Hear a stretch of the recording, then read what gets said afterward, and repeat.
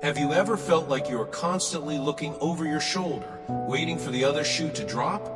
We live in a world that thrives on anxiety, headlines screaming about scarcity, illness, and division.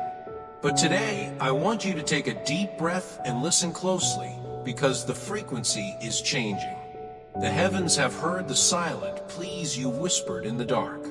There is a profound shift happening right now regarding your safety and your home.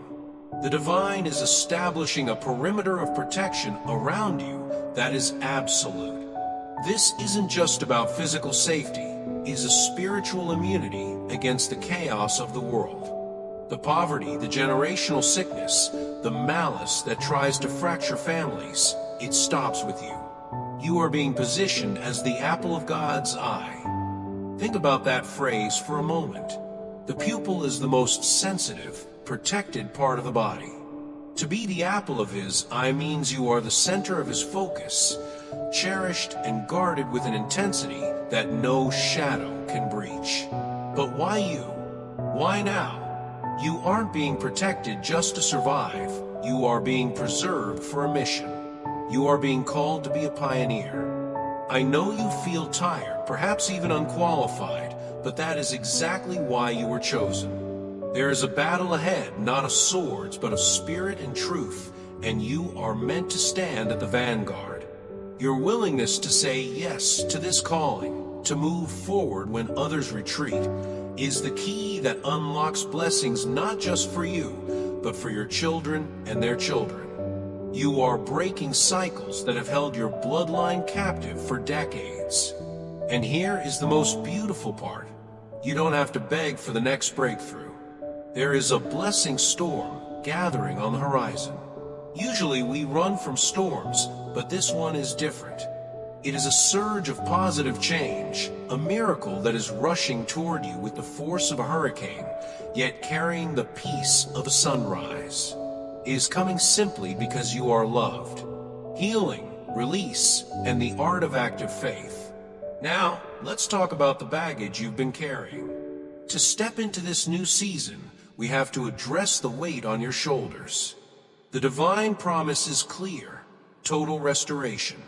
This means the healing of your body and the lifting of financial heavy-heartedness.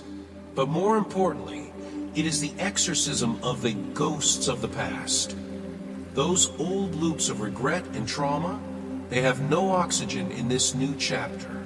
But how do we practically walk in this? It starts with the rhythm of your soul. We are often too busy to hear the answers we pray for. The instruction is simple yet profound. Seek the silence. In the quiet moments before the dawn breaks, when the world is still asleep, or in the stillness before sleep overtakes you, that is when the connection is strongest. Treat these moments not as a chore, but as a sanctuary where you trade your anxiety for peace. However, faith is not just about prayer, it is about subtraction. To receive the new, you must release the old.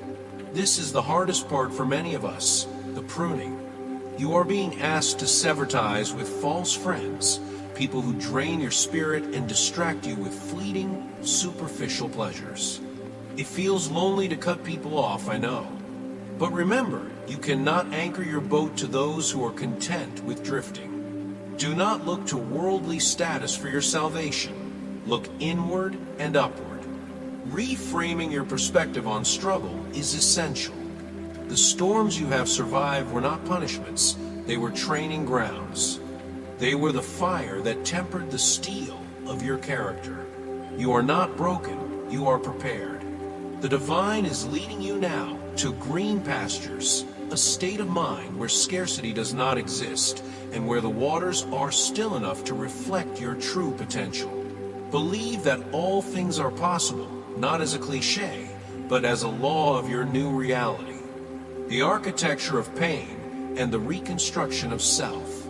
Let's go deeper. There's a fear that many of us harbor secretly, the fear of being unseen.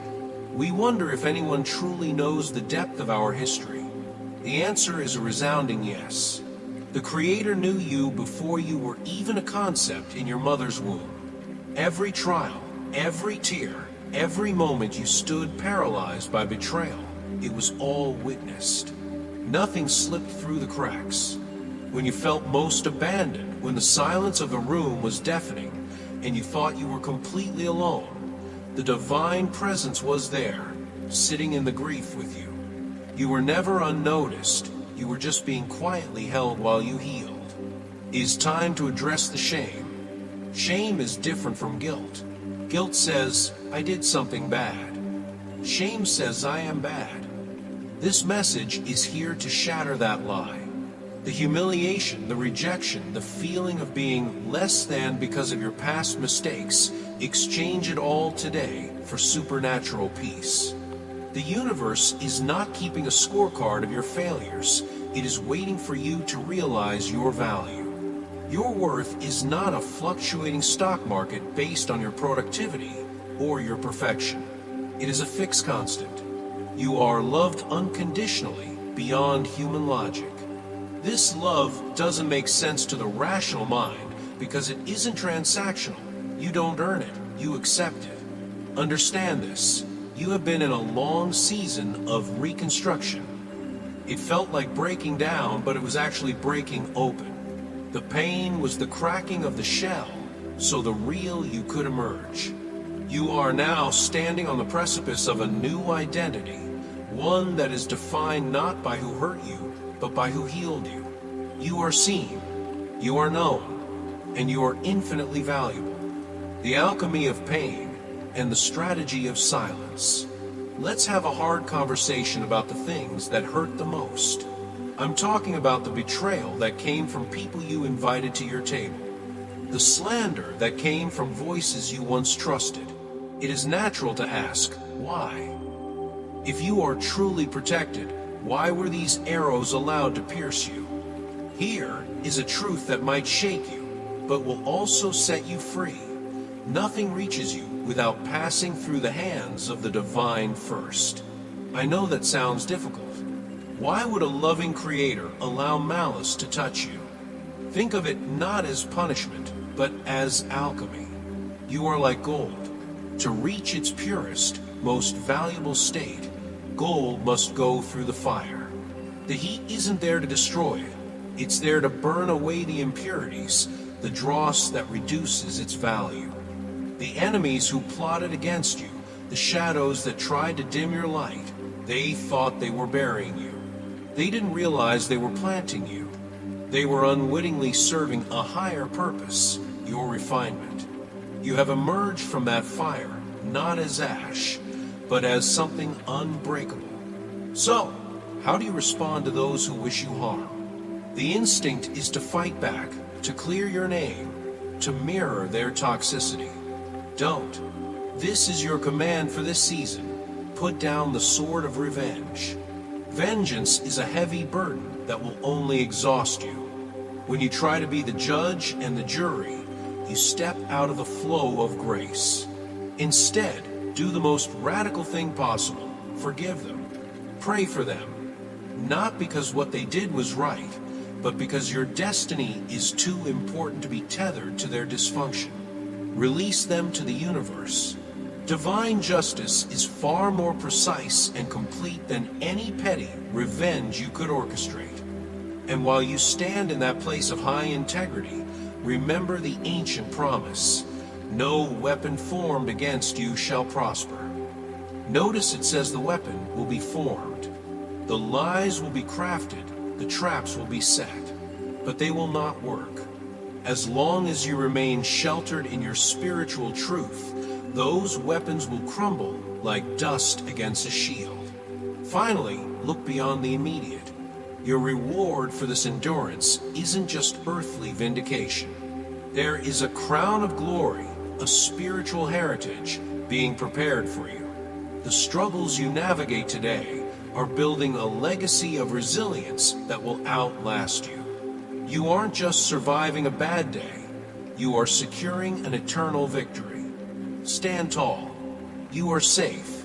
The Red Sea moment and the quiet victory. Do you believe in the impossible? I'm not asking if you believe in luck. I'm asking if you believe that the very laws of your reality can bend when faith is applied. We all know the story of the Red Sea, how the waters parted to make a way where there was no way. We often treat it as a history lesson, but is actually a blueprint for your life right now. You might be staring at a financial dead end, a health crisis, or a broken relationship that looks unfixable. It looks like water too deep to cross. But the divine is saying to you, watch me work. You are standing on the precipice of a supernatural intervention. The power that orchestrates the stars is capable of shifting your circumstances in a heartbeat. Logic says you are stuck.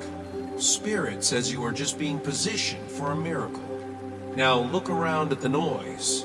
There are people, perhaps colleagues, perhaps family, who are waiting for you to fail.